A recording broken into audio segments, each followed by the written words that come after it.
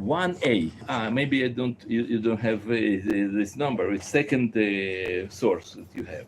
Rashi says like this: it is like a bowling bath into which no creature could descend. It was so hot. It was like it's an example. What was Am Israel when they went out from Egypt? They were like everybody. It looked like a little bit today. You see that all the world today they are expressed and they are not expressed. They are excited by Israel and they say, "Wow, what they did, how they win!" And this, when we went out from Egypt, all of them saw, knew about miracles that Hashem did. All the world, they were excited about Jews. And nobody, of course, couldn't fight with them. And Chazal, it said that it's like a bath, bowling bath. Nobody can get into this kind of bath. Then came one sounder who jumped in. This guy went and he jumped in this bowling bath. Though he was scalded, how's it? Yeah. Scalded. He was scalded, but cooled in of for others. The ability, that his willingness to be, to jump into, to sacrifice himself in order to cooling for others, that was Amalek's definition, second definition. Now, when we understand that, there is, in my small opinion, I think there is another third definition, and third is that that usually Amalek, it's not all nation. Usually Amalek is some one or small group of people. They came to some nation and they captured this nation, and they caused them to be like Amalek. That's what happened in Persia, if you remember, with Haman and Ahasuerus. Haman, he was Amalek. Ahasuerus wasn't Amalek. He was just Persian king. Came Amalek, Haman, and he convinced him, he turned him to be against of Jews and to be trying to kill Jews. Why? That's what he can, that his ability to influence to some, some other nation, that they will be like Amalek. The same thing happened with Hitler. Hitler, he wasn't German. He was from Austria. He came to Germany and he turned them to be Amalekim. The same happened in Georgia, in Russia. Stalin, he wasn't Russian, and he wanted to kill all Jews. I know that it's not so known. It's people don't know about it, but you should know. In 1953, Stalin planned to kill 3 million Jews of Russia. It's not today. Today it's not our topic, so I don't want to talk about broadly. But you should know, they wanted to kill all Jews of Russia, and he died before he succeeded to do that in 6th of March. He died in 1st of March, but in 6th of March it was his funeral in Red Square the same place that he planned to hang Jewish doctors. That they say that they want to poison him. Okay, that happened in the same. Also, I don't know if you know, it was Bogdan Khmelnytsky, יימח שמו, that he, Ukrainian, that he wanted to, he not wanted, he killed third of Jewish population. He killed 300,000 Jews in 500 years ago. And then Jewish nation was about 1 million people, like the same like a Holocaust. Third of Jewish population, Ukrainian, they killed Jews. And Khmelnytsky also, he wasn't Ukrainian, he was Polish that became Ukrainian. To the same, I see what happened in Iran today. Iranian, they were our friends. If I don't know if you remember, but I remember when about before Ayatollah Khomeini came there, I had some guy that I knew that he was friend of Shah of Iran, Jewish professor. He was his name Michael Zand, professor for Iranian language. He was his advisor, friend.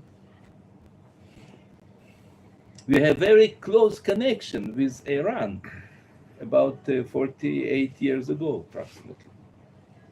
And when Ayatollah Khomeini came, they did this revolution. But Ayatollah, he is not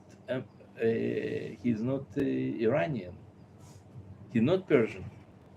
His full name of Ayatollah, it's Rusavi Ayatollah Khomeini Musavi. Musavi, it's a name of people that they came from. They are Arabs. He's not Persian. He's not Persian. Isn't that their whole claim? The Shiites say that he is the rightful monarch, inheritor of Islam, right? Yes. So they believe he's Arab. He's Arab. That's crazy. Yes, and he turned Iranians to be like Amalek. And I think that our prime minister understood that, and he attacked at Iran because he realized that they really can explode the atomic bomb on Israel, and they can do that. Why? Because he will jump in boiling bath. He is ready to die. For him, he is Amalek, and that's why Prime Minister started war with him. He understood that he is not rational. It's not okay. They hate us. So what? No. It was really threat. Now, when we understand that,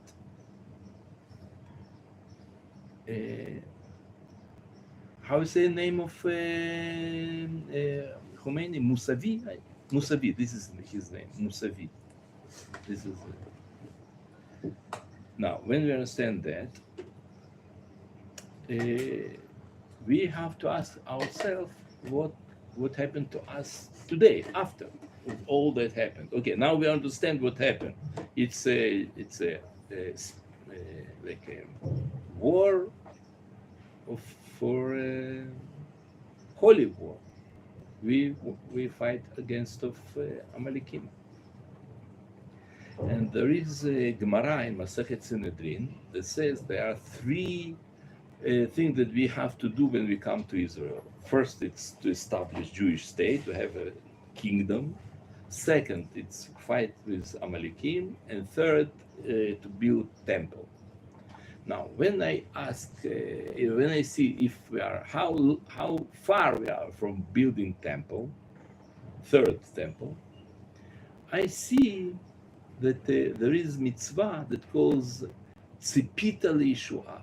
Did you expect of redemption? It's a Gemara b'Masechet Shabbat. It's written that person came to will to come after his death. The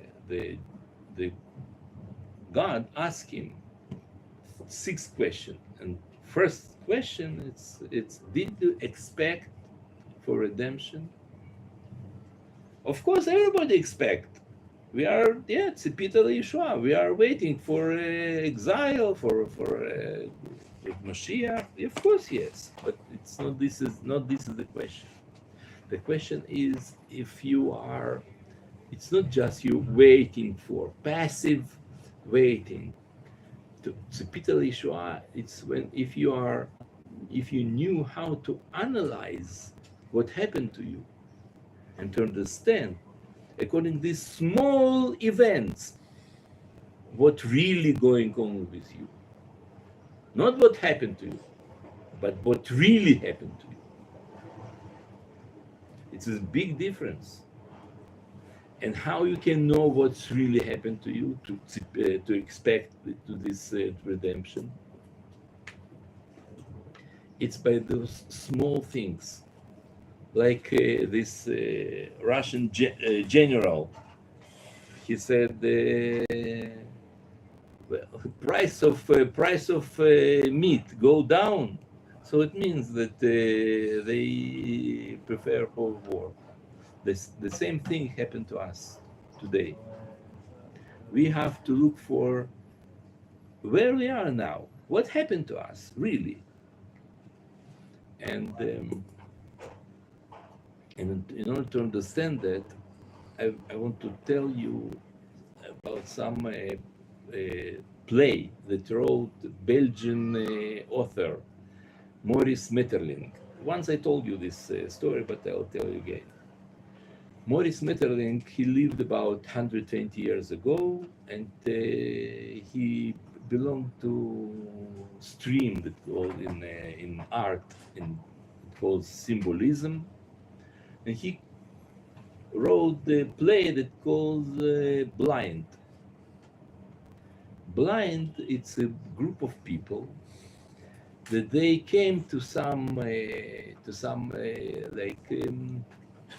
dormitory, or I don't know how to say this, some place that there is a special guy that he wants to teach them how to see without eyes. They are blind, people from all the world, blind, but he wants to develop to them their like a sixth feeling, like their some ability to feel things without see them. For example, like a telepathy or something like parapsychological things. And he teach them how to understand what happened to you without see, with it, like to pay attention if some leaves suddenly fall down, or some noises, some smell, and to try to understand all that he tried to develop to them. And he take them to forest to make like excursion, and he disappeared. He said that he's going to bring water to someone, and he disappeared. He left them alone in forest, group of blind people, and that's it. And they are sitting in forest in the cold, and he doesn't come back. So what they'll do? So one of the guys said, "I will lead you back to our hotel. They live in hotel there. I will bring you back." He stands, all of you come stand behind me, put your hand on my shoulder, and I will lead you straight to this. Doing that and say, okay, but who will? I will lead, but you are blind. He says, yes, but I sure my way. They say, no. They won't go. They won't. We won't want to go after you. Maybe you'll fall down from. Bring us there. Pull, you say, pull when you can go there and you. It's like a bitzah in Hebrew. That you go there and you go down. You cannot get out, like with water. It's like A whirlpool or a no. Like in it's, forests, it's there like- is some like a small No, lake, say sand. and it's like a Quicksand. quicksand. Yeah, quicksand, exactly. But they said here, in this place, that we know that there is quicksand. He says no, but I'm sure. And they no, we don't go after it. Suddenly they made someone those blind people. There is a woman that she's not blind. She's can see, but she's holy. She's sick, mental sickness. She's crazy. They say, we'll go after you. She says, yes, I will lead you back to our hotel. Come after me, all of you. Open your wings, and we'll go straight to we'll jump from this mountain straight to our. I say, yeah, no, we don't go. And they look and they try to get there. They don't know what to do, and suddenly they came some dog, and they said, "Oh, this dog! Maybe this dog he knows where to go. He won't bring us to quicksand, and he won't jump from mountain. He'll be." No, they say we cannot go after dog. It's not like a for blind special dog. It can go some in the opposite direction. We don't go.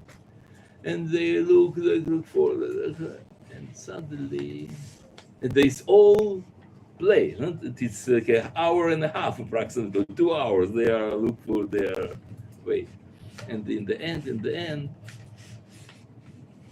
they say there is some woman. She has baby, and this baby is not blind. And they asked this baby that couldn't talk about less than 1 year, tell us where we should go. Tell us. And baby,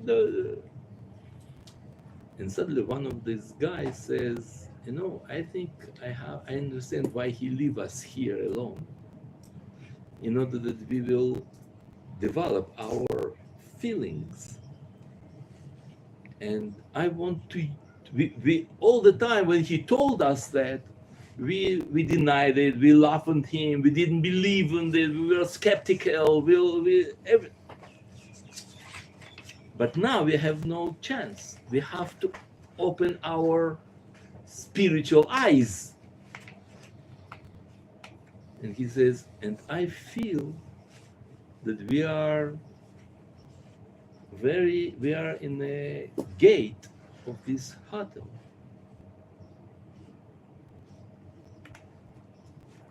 And he goes to check, and he sees that he is in a gate, and there are of this hotel. They were sitting there, and this baby start to laugh, and this is the end of the story. They are back. They are already there. I think this is like all this story is like a symbol of what happened to us today. We are believe in some guys that they'll come and they'll bring, they'll do,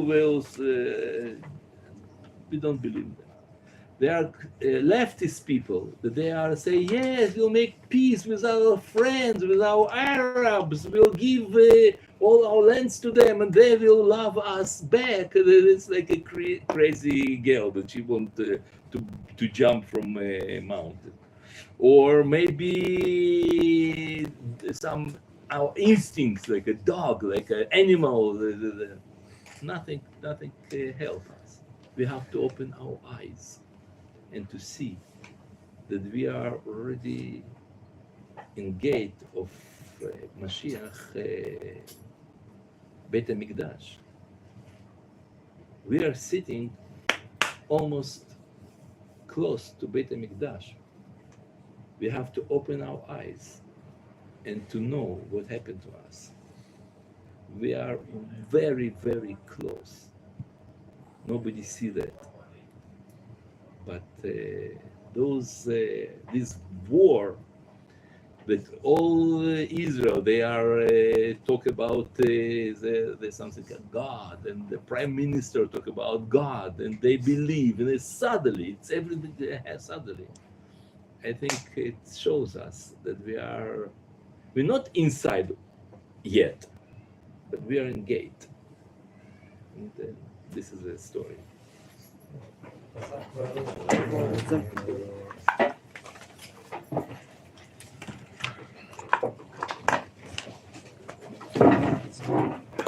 Wait, so you think that there's a chance that like if the imam goes, Iran can not be Amalek